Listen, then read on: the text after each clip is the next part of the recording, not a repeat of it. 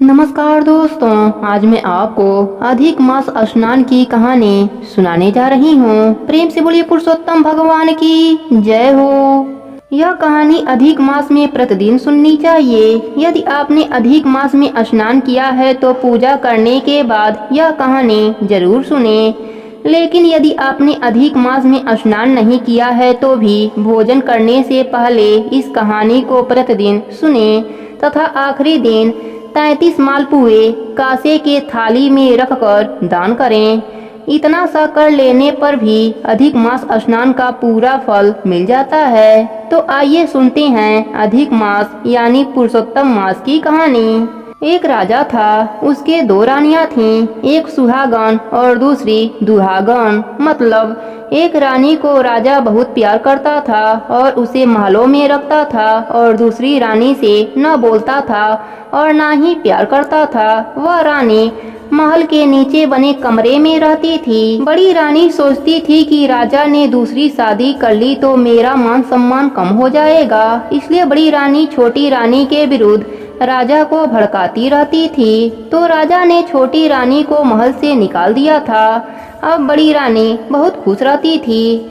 छोटी रानी हमेशा पूजा पाठ, सत्संग, कीर्तन, हवन, व्रत, उपवास, कथा, भागवत कथा आदि धार्मिक कार्य किया करती थी। यह देखकर बड़ी रानी सोचती थी कि यह सब राजा को बस में करने के लिए करती होगी, इसलिए वह बहुत चिढ़ती थी। लेकिन राजा को इस बात की जरा भी खबर नहीं लगने देती थी और उसके विपरीत बातें किया करती थी। एक बार छोटी रानी हमेशा की तरह अधिक मास स्नान कर रही थी। वह रोजाना सुबह स्नान करके भगवान की पूजा पाठ करती, मंदिर में परिक्रमा करती, सारे पेड़ पौधों की पूजा अर्चना करती थी, जैसे केला, आकड़ा, कदम, आंवला, बड़ पीपल, कल्पवृक्ष, तुलसी, इन सब की पूजा अर्चना करती और परिक्रमा करती थी। यह सब पेड़ पौधे गांव के बाहर लगे हुए थे। वह सुबह जल्दी उठकर सबकी पूजन करके दिया बाती करती, वह परिक्रमा करती थी। एक दिन बड़ी रानी ने उसे देखा तो उसने राजा जी से कहा कि वन के पूरे पेड़ पौधों को कटवा दो। उस समय अधिक मास चल रहा था, धूप तेज रहती थी, गर्मी का मौसम था। तब राजा ने कहा, रानी, ऐसी गर्मी में जीव जंतुओं को बैठने और रहने की जगह जरूरी है। जीव जंतु कहाँ रहेंगे, वह रास्ते चलते इंसान विश्राम कहाँ करेंगे।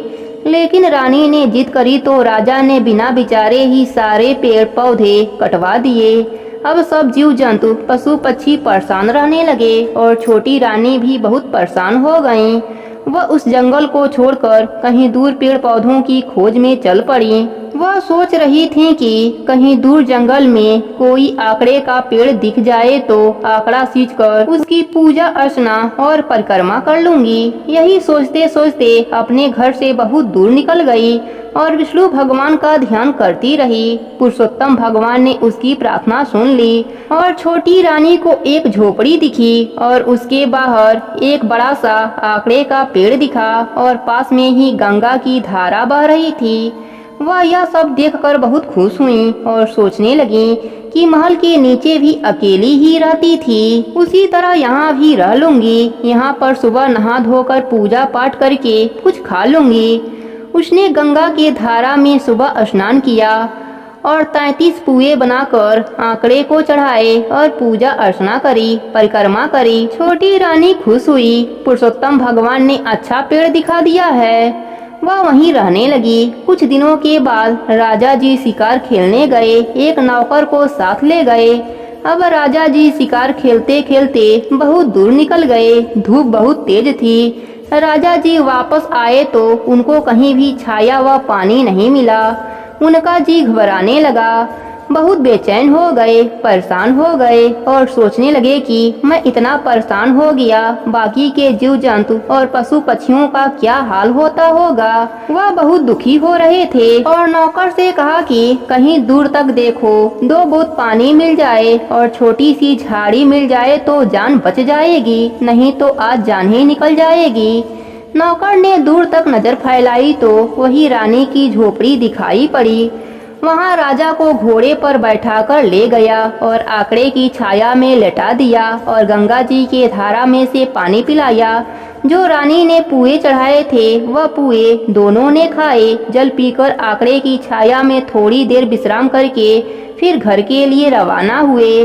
राजा जी को आश्चर्य हो रहा था कि इतनी दूर भयानक जंगल में किसने यह पेड़ लगाया और कौन इसकी पूजा करता है। इतने बड़े जंगल में कहीं भी एक भी पेड़ पौधा नजर नहीं आ रहा है।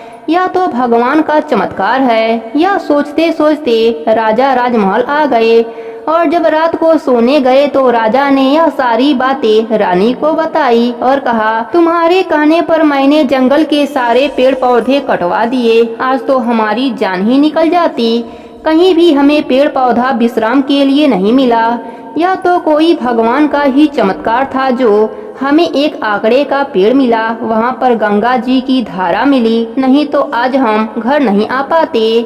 राजा ने रानी से पूछा कि तुमने हमारे लिए कोई पूजा पाठ व्रत उपवास किया था क्या, जिससे आज हमारी जान बच गई। रानी ने कहा, हमने तो आज तक ऐसा कुछ भी नहीं किया। राजा मन ही मन सोचने लगे, कहीं छोटी रानी ने हमारे लिए कोई व्रत उपवास तो नहीं किया है। उसे जाकर पूछते हैं। दूसरे दिन राजा छोटी रानी के महल में गए तो वह वहाँ नहीं मिली। राजा ने विचार किया कि छोटी रानी कहाँ चली गई। राजा सोच में पड़ गए और नौकरों को खोजने के लिए भेजा। नौकर ढूंढते हुए वहीं जंगल में पहुँचे। वहाँ छोटी रानी उसी आंकड़े की पूजा कर रही थी। नौकर ने आकर राजा को बताया तो राजा ने सारी बातें सुनकर खुद रथ लेकर रानी को लेने पहुंच गए। राजा ने जाते ही रानी के पांव पकड़ लिए और कहा कि हमारे गलती को आप माफ करो और राजमहल चलो। रानी ने राजा को उठाया और कहा कि यह आप क्या कर रहे हैं। राजा ने बताया कि हम आपके वजह से ही जिंदा खड़े हैं, वरना हम तो मर ही जाते। रानी को राजा ने सारी बातें बताई और फिर से रानी से माफी मांगी। राजा रानी को लेकर राजमहल आ गए। पूरे नगरी में जयकारा होने लगी। राजा जी रानी को महल में लाए और बड़ी रानी को देश निकाला दे दिया और कहा कि तुम खुद भी बुरी थी और हमें भी बुरा बनाती रही। आज तक हम तुम पर विश्वास करते रहे। राजा ने बड़ी रानी को देश निकाला दे दिया और छोटी रानी को महलों में रख लिया और फिर रानी को 9वें महीने एक सुंदर सा राजकुमार पैदा हुआ। राजा बहुत खुश हुआ। राजा रानी व देशवासी सभी सुख चैन से रहने लगे। राजा ने सब जगह पेड़ पौधे वापस से लगवा दिए। जगह जगह धर्मशाला व बावड़ी बनवाए। हर जगह पानी की व्यवस्था करी। फिर आने वाले अधिक मास में दोनों ने जोड़े से 1 महीने व्रत उपवास किया और पुरुषोत्तम भगवान की पूजा अर्चना करी और उद्यापन किया। ब्राह्मण भोजन करवाया। सोना चांदी आभूषण अन्य धन गऊ आदि सब दान किया। समय आने पर राजा रानी दोनों को वैकुंठ का वास मिला। हे पुरुषोत्तम भगवान, अपने सभी भक्तों पर अपनी ऐसी ही कृपा बनाए रखना। कहानी अधूरी हो तो पूरी करना, पूरी हो तो मान रखना। प्रेम से बोलिए पुरुषोत्तम भगवान की जय हो। बहुत पुरानी बात है। एक गांव में माँ बेटी रहती थी। बेटी का नाम राई था। वह बहुत सुंदर व सुशील थी। भगवान कृष्ण की परम भक्त थी। एक बार भगवान कृष्ण उसकी परीक्षा लेने हेतु चूड़ी बेचने वाले बनकर आए और आवाज देने लगे। राई अपने माँ से बोली, मुझे भी चूड़ियाँ चाहिए। माँ बोली, मैं पैसे कहाँ से लाऊं? बाजरी है वह ले जा। बाजरी को भगवान ने फूंक मारी तो भूस उड़कर राई के आंखों में चली गई। राई जोर जोर से रोने लगी। भगवान वहाँ से अंतर ध्यान हो गए। वैद्य का रूप धारण करके वहाँ आ गए। आवाज देने लगे। राई की माँ बाहर आई और बोली, वैद्य जी, मेरी बेटी के आंखों में भूस चली गई है, उसे निकाल दो। भगवान बोले, अगर मैं भूस निकालूं तो उसका विवाह मेरे साथ करना पड़ेगा। राई की माँ तैयार हो गई। सगाई कर दी। माँ सोचने लगी, बेटी को क्या दूं? सुनार के दुकान पर जाकर बोली, मेरी राई के लिए लौंग और बिछिया कर दे। सुनार बोला, मुझे समय नहीं है, मैं तो कृष्ण भगवान के गहने गढ़ रहा हूँ। हर दुकान पर गई और उसको यही जवाब मिला। माँ तो घर आ गई। अब वह क्या करे? वह घर आई तो झोपड़ी महल में बदल गई थी। घर में आनंद उठा। ठाठ से विवाह की तैयारियां होने लगी। भगवान ने बारात लाया। माँ ने खूब ठाट बाट से राई का विवाह भगवान कृष्ण के साथ कर दिया। भगवान राई को लेकर द्वारिका गए। राई महल में आनंद के साथ रहने लगी। दूसरी रानियां चिढ़ने लगी। सावन में राई पीहर गई तो भगवान ने सोचा कि तीज भेजूं।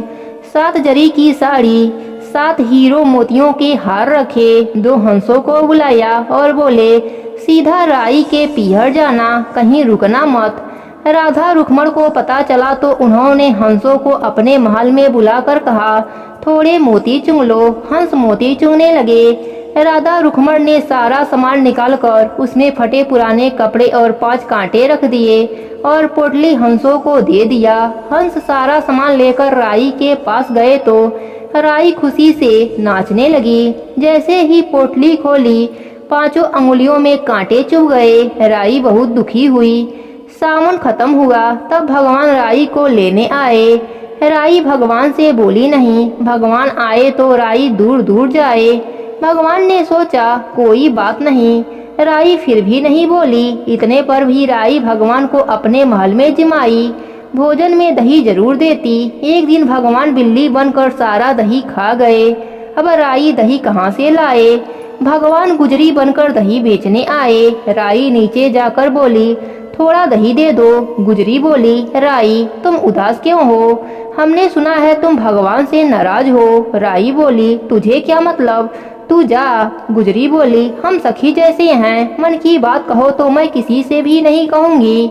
राई ने सारी बात बताई। सुनते ही भगवान को अचंभा हुआ।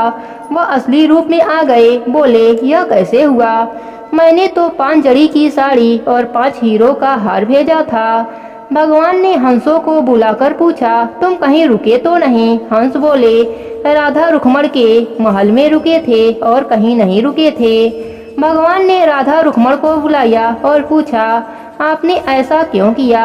तो वह बोली आप हमारे महल नहीं पधारे इसलिए हमने ऐसा किया। भगवान बोले आप हमें प्रेम से बुलाते तो हम जरूर आते। फिर भगवान बोले कार्तिक का महीना राई को दूंगा, 5 दिन राधा रुक्मण को और 11 दिन सत्यभामा को दूंगा। भगवान ने सबको मान दिया। हे प्रभु जैसे आपने राधा रुक्मण सत्यभामा और राई को मान दिया वैसे ही अपने सभी भक्तों को मान देना। सब पर अपनी कृपा बनाए रखना। प्रेम से बोलिए राई दामोदर की जय हो। एक गांव में एक सेठ सेठानी रहते थे। उनके 3 बच्चे थे। एक कन्या थी, उसका नाम राई था। राई अपने सहेलियों के साथ खेलती, गोबर लेने जाती और आपस में बातें करती। एक बार एक सहेली ने कहा कि उसके पिता दूसरे गांव उसका विवाह खोजने जा रहे हैं। तब राई बोली तुम लोग जिससे चाहो मेरा विवाह करा सकते हो, परंतु मैं विवाह भगवान कृष्ण के साथ ही करूंगी। वह प्रतिदिन गाय का गोबर लेने जाती और इसी प्रकार की बातें करती थी। एक बार संयोगवश भगवान कृष्ण जी और उदो जी भेष बदलकर उस गांव में आए और उस राई की बातें सुने। उससे प्रेरित होकर वह दोनों उसके पीछे पीछे उसके घर गए। उन्होंने राई के पिता को कहा हम तुम्हारे बेटी के लिए वर लेकर आए हैं। राई के पिता ने श्री कृष्ण का रूप देखकर बेटी का विवाह उनसे करा दिया।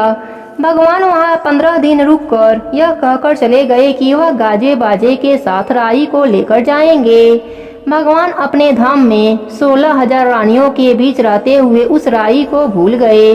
इधर राई को प्रतिदिन राह देखते हुए 5, 10, 20 वर्ष हो गए, परंतु प्रभु नहीं आए। इसी प्रकार 40 वर्ष बीत गए और राई की जवानी बुढ़ापे में बदल गई। सिर के बाल सफेद हो गए, दांत गिरने लगे, चेहरे पर झुर्रियां दिखाई देने लगी। भाई भतीजे बड़े हो चुके थे। एक दिन राई बोली भैया मुझे गंगा नहाना है और 4 पहरों का पाप धोना है। भाई उसको गंगा जी लेकर गए। पंडित जी से पिंडदान करने को कहा। पंडित ने तांबे का कलश तैयार करके कृष्ण नाम से पिंडदान कराकर राई के हाथों में दे दिया, इसे गंगा जी में बहा दो। जब राई ने कलश गंगा जी में बहाया तो कलश खिलखिलाकर हंसने लगा और वैकुंठ जाकर भगवान के सीने में प्रहार किया। उसे देखकर भगवान को अपने भूल का एहसास हुआ और तुरंत नंगे पैर दौड़ते हुए मृत्युलोक में राई के पास आ पहुँचे। संपूर्ण गांव वाले राई को बधाई देने लगे तथा राई अपने पति को देखकर शर्माने लगी। तब भगवान ने कहा, मुझसे भूल हो गई है। इसके बाद भगवान ने राई को स्पर्श किया, तब राई का शरीर दिव्य हो गया, जिसे देखकर भगवान बोले, हे राई, तुम्हारा लेखा जोखा हर धर्म में रहेगा। जो कोई राई की कथा कहेगा, वह एक कटोरी राई भरकर श्री कृष्ण मंदिर में दान करेगा, वह मेरे धाम को प्राप्त होगा। भगवान कृष्ण राई को लेकर बैकुंठ लोक चले गए। प्रेम से बोलिए राई दामोदर की जय हो। बात द्वापर युग की है। भगवान श्री कृष्ण की लीला काल का समय था। गोकुल में एक मोर रहता था। वह नित्य प्रति भगवान की लीलाओं को देखता था और प्रभु की कृपा पाना चाहता था। वह मोर भगवान के द्वार पर जाकर डेरा डाल लिया और भगवान के नाम का रटन लगाने लगा। जब भी भगवान बाहर भीतर जाते आते मोर गोविंद गोविंद गोपाल गोपाल रटता रहता था। ऐसे ही करते करते साल बीत गए, परंतु भगवान का ध्यान उस पर नहीं गया। एक दिन वह काफी निराश हो गया और रोने लगा। उसी समय वहां से एक मैना उड़ती हुई जा रही थी कि उसकी नजर उस रोते हुए मोर पर पड़ी। वह उसके पास आई और मोर से रोने का कारण पूछा। मैना ने कहा, मैं बहुत हैरान हूँ कि भगवान कृष्ण के द्वार पर कोई रो रहा है। मोर ने कहा कि मैं पिछले 1 साल से इस छलिए के द्वार पर बैठा हूँ। मैं इनकी कृपा दृष्टि चाहता हूँ, पर इन्होंने मुझे एक बार भी नहीं देखा, इसलिए आज निराश होकर मेरी आंखों से अश्रु निकल आए। मैना ने कहा, तुम चिंता मत करो, मैं श्री राधे जी के बरसाने से आ रही हूँ। वह बड़ी ही दयालु हैं। तुम मेरे साथ बरसाना चलो, वे तुम पर अवश्य कृपा दृष्टि करेंगी। दोनों बरसाना की ओर उड़ चले। राधा रानी के द्वार पहुँचते ही मैना ने राधे राधे बोलना शुरू कर दिया, परंतु मोर तो राधा रानी के द्वार पर भी पहुंचकर अपने प्रियतम को नहीं भूल पाया और वहां भी बोला, हे गोविंद, हे गोपाला। मोर के मुख से गोविंद का नाम सुनते ही राधा रानी दौड़ी आई और मोर को अपने हृदय से लगा लिया और पूछा, हे मोर, तू कहाँ से आया है? तब मोर बोला, जय हो राधा रानी की। आज तक सुना था कि आप करुणामयी हो, परंतु आज देख भी लिया। राधा रानी बोली, वह कैसे? तब मोर ने कहा, मैंने एक बार आपके द्वार पर आकर गोविंद को आवाज लगाई और कृपा बरसाने दौड़ी चली आई, और एक वे हैं मेरे श्री कृष्ण। पिछले 1 वर्ष से द्वार पर पड़ा कृष्ण कृष्ण कह रहा हूँ, आना तो दूर एक नजर भर देखा भी नहीं। तब राधा रानी ने कहा, अरे नहीं, मेरे कृष्णा ऐसे नहीं हैं। अब तुम जाओ और जाकर फिर से उनके द्वार पर आवाज लगाओ, परंतु इस बार राधे राधे बोलना। मोर ने राधा रानी की बात मानी और तुरंत वहां से गोकुल आ गया और आते ही रटने लगा, राधे राधे। जब भगवान कृष्ण ने यह सुना कि द्वार पर कोई राधे राधे पुकार रहा है, तो भगवान भागते हुए मोर के पास आए और उसे गले से लगा लिया और पूछा, अरे मोर, तुम कहाँ से आए हो? मोर ने कहा, वारे छलिया, पिछले 1 वर्ष से तुम्हारे नाम का रटन लगा रहा हूँ, आना तो दूर कृपा दृष्टि से देखा भी नहीं, जल की एक बूंद भी नहीं पिलाई, और आज श्री राधे जी का नाम सुनते ही दौड़े चले आए। भगवान श्री कृष्ण बोले, अरे मोर, बातों में मत उलझा, पूरी बात बता। तब मोर ने कहा, पिछले काफी समय से आपके द्वार पर खड़ा आपके नाम का रटन लगा रहा हूँ, किंतु आपने कोई ध्यान नहीं दिया, तो मैं बरसाने श्री जी के धाम चला गया। और इस तरह मोर ने सारा वृतांत भगवान को सुना दिया। तब भगवान श्री कृष्ण बोले, तुम मेरे द्वार पर थे, तुम्हें मैंने जल की एक बूंद ना पिलाई, यह मैंने पाप किया है, और राधा नाम लेकर तूने मुझे पा लिया है, यह तेरा सौभाग्य है। तेरे मुख से राधा नाम निकला, तू बड़ा बड़भागी है। इसलिए मैं तुम्हें यह वरदान देता हूँ कि जब तक यह सृष्टि रहेगी, तेरा पंख सदैव मेरे शीश पर विराजमान रहेगा, और जो भी भक्त राधा का नाम लेगा, वह सदैव मेरे शीश पर रहेगा, मेरे कृपा का पात्र बना रहेगा। इसलिए यदि भगवान श्री कृष्ण को पाना है तो प्रेम से बोलते रहिए, राधे राधे।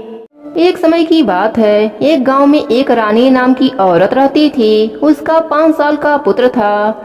उसके पति का स्वर्गवास हो गया था। उसके सास ससुर का भी स्वर्गवास हो गया था। रानी अपने बेटे को लेकर लोगों के घरों में काम करके अपना गुजारा करती थी। एक दिन वह अपने बेटे को लेकर जा रही थी। रास्ते में विष्णु भगवान का मंदिर था। उसी मंदिर में श्री सत्यनारायण भगवान की कथा चल रही थी। रानी अपने बेटे को साथ लेकर एक कोने में बैठकर कथा को प्रेम पूर्वक सुनने लगी। रानी कथा को इतने प्रेम से सुन रही थी कि उसकी आंखों से आंसुओं की धारा निकलने लगी। कथा समाप्त होने के बाद कथा करता रानी से बोले, बेटा, कथा सुनते हुए तुम रोने क्यों लगी? तब रानी ने हाथ जोड़कर कहा, बाबा, इतने लोगों को भगवान विष्णु जी की कृपा से इहलोक और मरने के बाद परलोक क्या सुख मिला। क्या मेरे ऊपर भी भगवान विष्णु जी की कृपा हो सकती है? क्या मैं भी उनके भक्ति की प्रीति पा सकती हूँ? क्या मेरे भी दुख दूर हो सकते हैं? तब बाबा ने कहा, बेटी, माया को उत्पन्न करने वाले, सृष्टि को पालने वाले भगवान विष्णु भक्त के बस में रहते हैं। उन्हें कोई भी आसानी से प्राप्त कर सकता है। बस मन बाड़ी द्वारा उनके नामों का भजन करते रहो। जितना हो सके उनके नामों का भजन करो। बस एक नाम, उसके बाद किसी भी बड़े योगी के आशीर्वाद की जरूरत नहीं होगी। योगी खुद आएंगे तुम्हारे दरवाजे पर तुम्हें आशीर्वाद देने। भगवान के नामों का भजन करने से मनुष्य 4 धाम यात्रा का पुण्य घर पर ही प्राप्त कर सकता है। साथ ही बेटी, तुम पुरुषोत्तम मास में तुलसी सींचने और घी का दीपक जलाने का नित्य नियम ले लो। देखो तुम्हारे दिन कैसे बदल जाते हैं। अब क्या था, अब तो रानी को एक सहारा मिल गया। वह अपने कामों को करती और मन में भगवान का नाम का रटन करती। कहते हैं, हमारे पिछले जन्म के कर्म ही हमारे जीवन में दुख और सुख के रूप में आते हैं और उसी दुख को, कष्ट को, तकलीफ को भगवान क्षण मात्र में दूर कर सकते हैं। जैसे कि रानी के जीवन से कष्ट दूर हुआ। रानी के बेटे को भगवान की कृपा से नौकरी मिल गई, लेकिन रानी अपने भगवान को नहीं भूली। वह अभी भी पुरुषोत्तम मास में तुलसी सींचती, घी का दीपक जलाती, भगवान कृष्ण के नामों का भजन कीर्तन करती, कथा कहानी सुनती, प्यासों को पानी पिलाती। कुछ दिनों के बाद रानी के बेटे राहुल की शादी हो गई। 1 साल तक तो सब वैसे ही चलता रहा, लेकिन धीरे धीरे बहू को सास द्वारा रोज घी का दीपक जलाना अखरने लगा। एक दिन वह अपने पति राहुल से बोली, आप माता जी को रोकते क्यों नहीं? रोज 1 कटोरी घी बर्बाद कर देती हैं। राहुल ने अपने पत्नी को समझाया, माँ घी बर्बाद नहीं करती है, उसका सालों से नित्य नियम चला आ रहा है। भगवान की कृपा से ही हमारे दिन बदले हैं। तुम भगवान से माफी मांग लो और आज के बाद ऐसी बातें मत करना। लेकिन राहुल की पत्नी रीना कहाँ समझने वाली थी। वह तो रोज ही इसी बात को लेकर अपने पति से झगड़ा करती थी। एक दिन उसने अपने सास से भी कह दिया, माँ जी, आप घी का दीपक क्यों जलाती हैं? अब आपके जीवन में दुख नहीं है तो फिर इतना पूजा पाठ किस लिए? सास ने कहा, बेटा, असली धन तो यही है जो कि मरने के बाद हमें मिलता है। यह सब सांसारिक सुख हमारे साथ नहीं जाते हैं, हमारे साथ सिर्फ हमारे धर्म पुण्य ही जाते हैं। रीना ने कहा, माँ जी, आप पागल हो गई हैं, आपको कोई नहीं समझा सकता। आप इतना इतना घी का दीपक जला देती हैं। अगर यही घी हम सब खाते तो हमारे शरीर में लगता और आप धुआं बनाकर उड़ा देती हैं। ऐसा नहीं चलेगा। सास ने कहा, बहू, तुम कहना क्या चाहती हो? बहू ने कहा, माँ जी, कल से आप तेल का दीपक जलाया करना, घी आपको नहीं मिलेगा। रानी ने कहा, ठीक है बेटा, जैसी भगवान की मर्जी। रानी बड़बड़ाते हुए अपने कमरे में चली गई कि तेल और घी मेरे पति के पैसों का है और धन्यवाद भगवान को बुढ़िया दे रही है।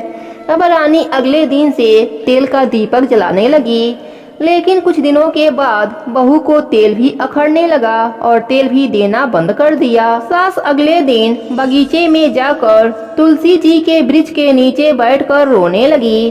तभी एक सेठ जी जो घी के व्यापारी थे आ रहे थे। बगीचे में बूढ़ी औरत को रोते हुए देखकर उसके पास आए और पूछा, माँ जी, आप क्यों रो रही हैं? तब बुढ़िया ने अपने बहू की कहानी उन्हें सुनाई। उन्होंने कहा, माँ जी, मैं अभी अभी चौराहे पर घी देने गया था। मेरे डब्बे में अभी भी थोड़ा घी लगा है, आप निकालकर दीपक जला लीजिए। बुढ़िया माई भगवान को धन्यवाद करके उसके डिब्बे में से घी पोंछकर दीपक बाती में लगाई और दीपक जलाई। वह सेठ भी घर आ गए और डब्बा घर के एक कोने में रख कर बैठ गए। उनकी पत्नी आई, पानी दिया। डब्बे को अंदर ले जाने के लिए जो ही उठाई, वह डब्बा घी से भर गया। उसने अपने पति से पूछा, आप घी बेचने गए थे, बेचे क्यों नहीं? उसका पति बोला, अरे भाग्यवान, मैं तो घी बेचकर आ रहा हूँ, तुम ऐसा क्यों बोल रही हो? फिर उसकी पत्नी डब्बा दिखाते हुए बोली, फिर इसमें घी भरा कैसे है? सेठ ने डब्बा देखा, उसे बड़ा ही आश्चर्य हुआ। उसने रास्ते में घटित घटना को अपने पत्नी को बताई। सेठ की पत्नी ने कहा, वह माँ जी देवी स्वरूप हैं, उनको अपने घर लाना चाहिए, क्या पता उनके आशीर्वाद से हमें पुत्र सुख मिल जाए। फिर क्या था, वह दोनों उस माँ जी को खोजने निकल गए। खोजते खोजते शाम हो गई। माँ जी मंदिर में मिली, जो कि भगवान के भजन में लीन थीं। सेठ ने माँ जी को आवाज दी, माँ जी, माँ जी। रानी ने आंखें खोली और बोला, बेटा तुम यहाँ कैसे? सेठ सेठानी रानी के पैर पकड़ लिए और बोले, माँ जी, आप देवी स्वरूप हो, आप अपनी सेवा का मौका हमें दीजिए, हम आपकी सेवा करना चाहते हैं। रानी भगवान की मर्जी मानकर सेठ के साथ सेठ के घर चली गई। रानी के जाते ही सेठानी पेट से हो गई। सेठ सेठानी माँ जी की खूब सेवा करते, माँ जी के साथ बैठकर भगवान का कथा कहानी सुनते, तुलसी माता का नित्य नियम निभाते। इधर रानी के बेटे राहुल की नौकरी छूट गई। उसकी पत्नी रीना को कई बीमारी लग गई। वह बहुत पछताने लगे। उन्हें अपने गलती का एहसास हो गया था। उन्हें भगवान के भजन के शक्तियों का पता चल गया था। वह पागलों की तरह अपने माता जी को खोजने लगे। खोजते खोजते 5वें दिन उनको पता चला कि सेठ जी के घर कोई देवी स्वरूप वाली बुढ़िया आई है। वह भागते भागते सेठ जी के घर गए, अपने माँ के चरणों में गिरकर माफी मांगने लगे और अपने घर चलने का आग्रह करने लगे। सेठ सेठानी बोले, हम माँ जी को कहीं भी जाने नहीं देंगे। रानी ने कहा, बेटों मेरी बात ध्यान से सुनो, मैं कोई देवी नहीं हूँ। तुम्हें लगता है कि मेरी वजह से तुमको सुख मिला, तो यह बात सही नहीं है। यह सब विष्णु भगवान की कृपा से हुआ है। जहाँ पर भी भगवान के नाम का नित्य नियम होता है, भगवान की कथाएं सुनी जाती हैं, तुलसी माता को सींचा जाता है, तुलसी माता के पास घी का दीपक जलाया जाता है, वहाँ अपने आप लक्ष्मी कृति आकर निवास करती हैं। इतना कहते कहते बुढ़िया माई की मृत्यु हो गई। बुढ़िया माई को बैकुंठ का वास मिल गया। वह भगवान के चरणों में रहकर भगवान की सेवा करने लगी। इधर सेठ सेठानी भी बुढ़िया माई की तरह नित्य नियम निभाने लगे, जिसके फलस्वरूप उनको एक पुत्र की प्राप्ति हुई और भगवान की कृपा से उनका घर अन्य धन से भरा रहता था। बुढ़िया माई का बेटा बहू भी अब बुढ़िया माई की तरह नित्य नियम करने लगे। भगवान की कृपा से राहुल का फिर से नौकरी लग गई और उसकी पत्नी रीना भी स्वस्थ हो गई। कुछ दिनों के बाद उसके घर में एक सुंदर पुत्री का जन्म हुआ, जिसका नाम उन्होंने तुलसी रखा। इस प्रकार हम सबको हर पल भगवान के नामों का भजन करना चाहिए, जिसके फलस्वरूप हम सबको भी परम पद की प्राप्ति होगी। हमारे जीवन से दुख दरिद्रता तकलीफें सब समाप्त हो जाएंगे और हम आनंद की अनुभूति करेंगे। हे तुलसी माता, हे भगवान विष्णु, अपने सभी भक्तों पर अपनी कृपा ऐसे ही बनाए रखना। कहानी अधूरी हो तो पूरी करना, पूरी हो तो मान रखना। प्रेम से बोलिए तुलसी माता की जय हो, विष्णु भगवान की जय हो।